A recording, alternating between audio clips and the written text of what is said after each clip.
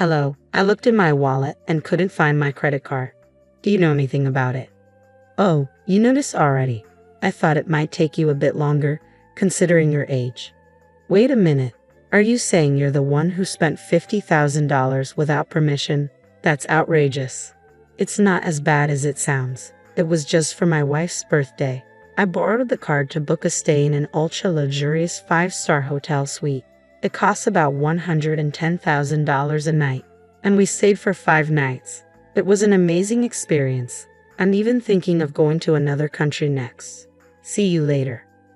Hold on a second. I haven't spoken to my son in 30 years. I raised my 2 boys on my own after divorcing my husband. My younger son has always been there for me, but my older son is a different story. Recently, he came to the house, took my credit card from my wallet, and spent $50,000 at a luxury hotel. His actions are both criminal and heartless. I supported him through everything, but now, I can't even think of him as my son. 2 minutes later, I made a decision and called his wife. Hello, my son is there, isn't he? I've contacted the card company and had the credit card stopped. I'm also planning to report the theft and unauthorized use to the police. After ending the call, I blocked their numbers. I can only imagine their panic and confusion now that the card is stopped.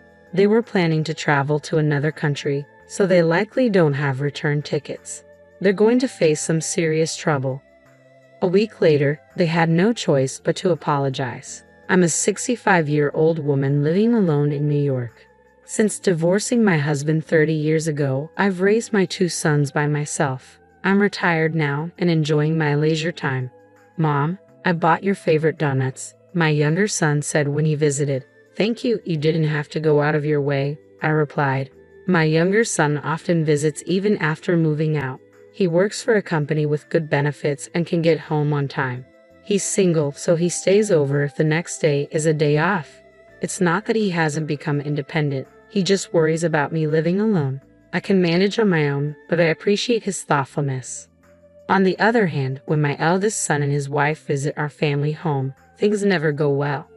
I don't really welcome their visits. Hey, can you lend me some money? We have our wedding anniversary coming up next week, and we're planning a trip abroad.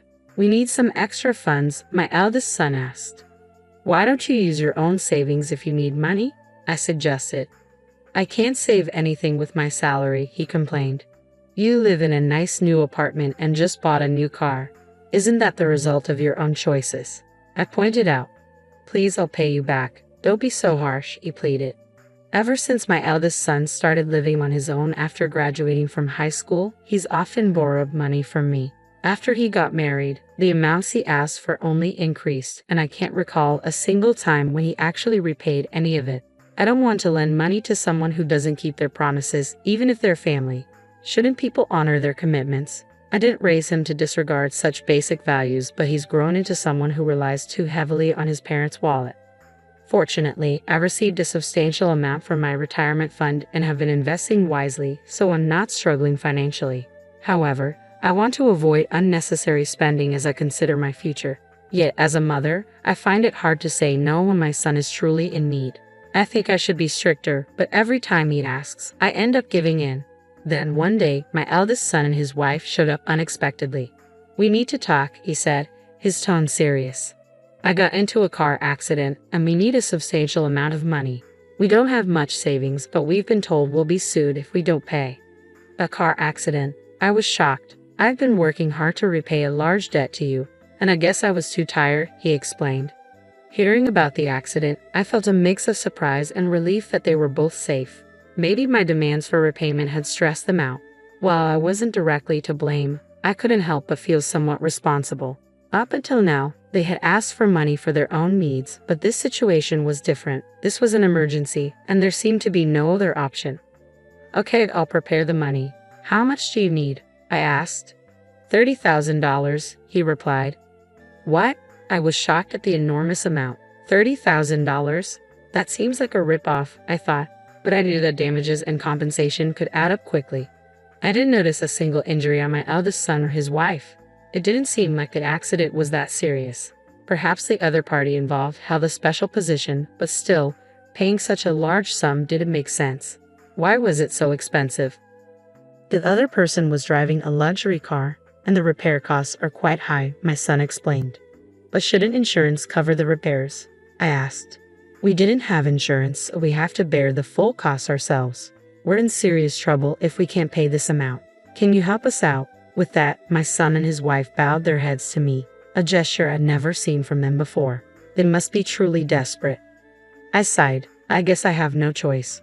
We're family, after all, and I should help my family in trouble. Reluctantly, I agreed.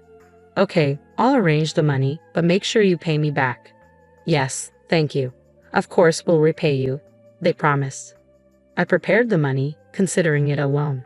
But after that, I heard nothing from my son or his wife. A week passed, and I started to wonder how the situation with the accident had been resolved. Then, when I went shopping for the first time in a while, I reached into my wallet to pay and realized 3 of my credit cards were missing. No way, I thought. I hadn't used this wallet recently, and I hadn't left it anywhere. There were no signs of a break-in at home, and the cash was still there. What was going on? As I panicked, I realized that I hadn't used my wallet or even left the house in the past week. When I hurriedly contacted the credit card company, I was shocked to learn that $50,000 had recently been spent. What's going on? I thought. The only visitors I'd had were my eldest son and his wife. Could they be involved? Feeling uneasy, I immediately called my eldest son. Hello, can you talk right now? I asked. Yeah, sure, Mom, but it's rare to get a call from you, he replied, sounding unusually cheerful. His tone made me wonder if he had been drinking, even though he should have been preoccupied with the accident. The thought that he might be drinking this early infuriated me. What was he thinking? Are you drinking by any chance? I asked, my irritation growing. No, it's not like that. What are you talking about? He responded, sounding defensive. Have you seen my credit cards? They're missing from my wallet, I pressed, hoping I was wrong. Oh, you noticed already? I thought it would take a bit longer for you to find out. I'm surprised you caught on so quickly, he said with a smug tone. What do you mean? I asked, dread washing over me as I began to realize what he was implying. Could it be that my eldest son and his wife had taken my credit cards without permission? It felt like theft, plain and simple. I didn't want to believe it, but after hearing what he said, I couldn't think of any other explanation. There had been no signs of a break-in, so they were the only suspects. But I never expected him to admit it so easily. I was too shocked to respond at first, but my son continued talking. We've just been using a bit of your money. Your credit card is really convenient. You know, we're on vacation for my wife's birthday, staying in a top-tier suite. The whole trip, including the hotel, is costing about $50,000. It's nice not having to worry about money. This couldn't be my son. Someone must be impersonating him over the phone. That's what I desperately wanted to believe. But deep down, I knew it was him, revealing a side of himself I had never seen in over 30 years. Betrayed by my own family, my heart broke, and I was at a loss for words. Why would he do this to me? Was he really my son? Oblivious to my feelings, he seemed to be enjoying himself. You think it's okay to use someone else's credit card without permission? Don't you know the difference between right and wrong? And you haven't even repaid the money from the accident. Why? No report, no repayment, and now you're stealing my cards. It's just unbelievable. The words burst out of me in a wave of emotion. I just wanted him to apologize. One simple word, and maybe I could find it in me to forgive him. But instead of the apology I longed for, I heard his wife's voice on the other end. Mom, you've saved up quite a bit of money, right? So it shouldn't be a problem if we use a little. Money is meant to be spent, not just saved. That's right, my son chimed in. I'm really lucky to have such a smart wife. We're going to enjoy ourselves, so don't contact us anymore. With that, he hung up the phone. A clever daughter-in-law? What does this all mean? Could it be that she's the mastermind behind all of this, manipulating my son? The thought shifted my perspective slightly. But regardless of who initiated it, this was a crime. Using a credit card without permission, even among family, is theft. What were they thinking? Anger surged within me, and it took time to regain my composure. But at least now I had a clear grasp of the situation. I had a plan in mind. After hanging up the phone, I waited about 2 minutes before calling again. This time, my eldest son's wife answered. Hello? Do you need something? I told you we're on vacation. You shouldn't be contacting us. This call is a courtesy, I replied calmly. Her dismissive tone didn't faze me. A courtesy? What are you talking about? She asked, sounding slightly annoyed. I've notified the credit card company about the unauthorized use and had the card stopped. Don't be surprised when it stops working, I informed her, letting my words sink in. You did what? How are we supposed to pay for things now? She demanded, her voice rising in panic. Lending and borrowing credit cards is not allowed, and this is clearly unauthorized use. Did you really think I would just overlook it? That's incredibly naive. What do you mean you stopped the card? We need it. We don't even have tickets for the return flight. Call the credit card company right now and get it reinstated, or we'll be in serious trouble, she insisted, her tone turning desperate. If they truly needed help, they could have asked for it humbly like they did during the last incident. But after seeing their true colors, it was clear that any expectation of decency was futile. I wasn't angry anymore, just astonished by their audacity. I ended the call and immediately blocked their number, along with any messages. I had no desire to speak to them again or even see their faces. No matter how much they begged, I couldn't bring myself to help them this time. Then I contacted my younger son. I warned him, they might cause you some trouble. A week later, my younger son called. Mom, it's about my older brother. I've decided to pay the money for now, so they'll be coming back soon. But I'm worried they might hold a grudge against you. Don't worry, I reassured him. I'll handle it if they come. I knew my eldest son and his wife were likely to blame me, completely ignoring their own actions, but I was ready for whatever came next. I felt guilty about involving my younger son, but I was determined to be even stricter when they returned. With this resolve, I waited for them to come home. The next day, as I had expected, they showed up. Mom, why did you do this? Do you realize how much trouble we were in, stranded abroad without a single acquaintance? Have you ever considered how desperate we felt? They began yelling at me the moment they walked through the door.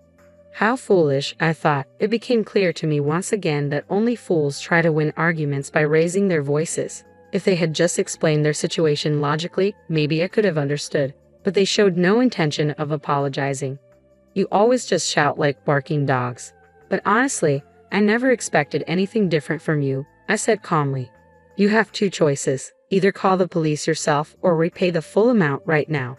What? Police? What are you talking about? Don't joke with me. You're the one who stopped the credit card and left us in that mess. Shouldn't you be taking responsibility for that?